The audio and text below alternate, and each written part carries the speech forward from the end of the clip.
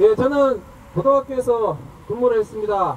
고교학점제 선도학교에서 한 3년간 근무를 했습니다. 제가 비록 출결 대란과 최선고 대란은 경험해보지 못했지만 그 3년간의 근무만으로도 고교학점제 폐해는 충분히 경험을 했습니다. 2020년쯤 고교학점제 폐지 서명을 받을 때였습니다. 학교 교무부장이 저에게 이런 말 했습니다. 저는 고교학점제 찬성합니다. 어차피 도태될 애들은 도태되는 게 맞습니다. 찬반을 떠나서 제가 그 말에 답을 하지 못했습니다. 이게 고교학점제 본질이었기 때문입니다. 저는 이 자리에 이재명 정부 들어와서 사라지지 않고 명을 이어갈 것 같은 이 고교학점제 반드시 폐지시키자는 이야기를 하기 위해 이 자리에 섰습니다. 이 제 얘기는 본인이 시장주의자라고 생각하는 사람들에게는 아마 의독경일 것입니다. 하지만 나름 진보적이라고 생각하는 사람들은 제 얘기에 꼭 경청해 주시기 바랍니다. 얼마 전 지역의 한 언론 뉴스에 인천 지역의 사립고등학교 사례가 보도되었습니다. 교과목별 설명 박람회를 학교 강당에서 여는 내용이었습니다.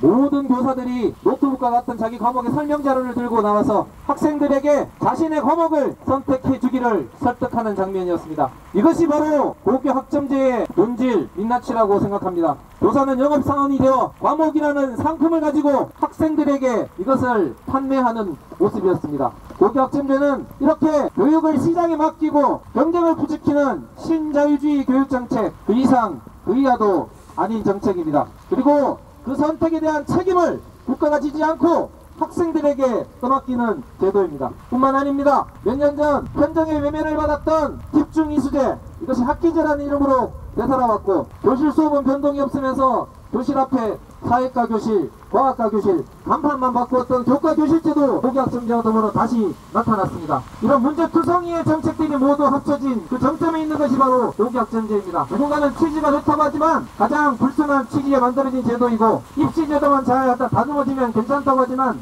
입시와 상관없이 폐지되어야 할 정책입니다. 누군가는 고교학점제 상대평가 문제를 가지고 문제제기하는 경우도 있습니다. 예, 고교학점제가 상대평가로 남은 것에 대한 문제는 저도 동의합니다. 얼마 전 방영되었던 PD수첩에는 이에 대한 대안으로 절대평가가 제시되기도 했습니다. 하지만 고교학점제는 상대평가만의 문제가 아니기 때문에 절대평가 체제로 바꾸어서 유지하려고 하는 것은 절대로 안됩니다. 마지막으로 오늘 이 시도교육감협의회 회장이신 강은희 대구교육감에게 말씀 전합니다. 최근 고교학점제 상대평가 문제로 절대평가 체제가 대안으로 떠오르고 그 대안 중에 하나로 IB교육이 언급되고 있습니다.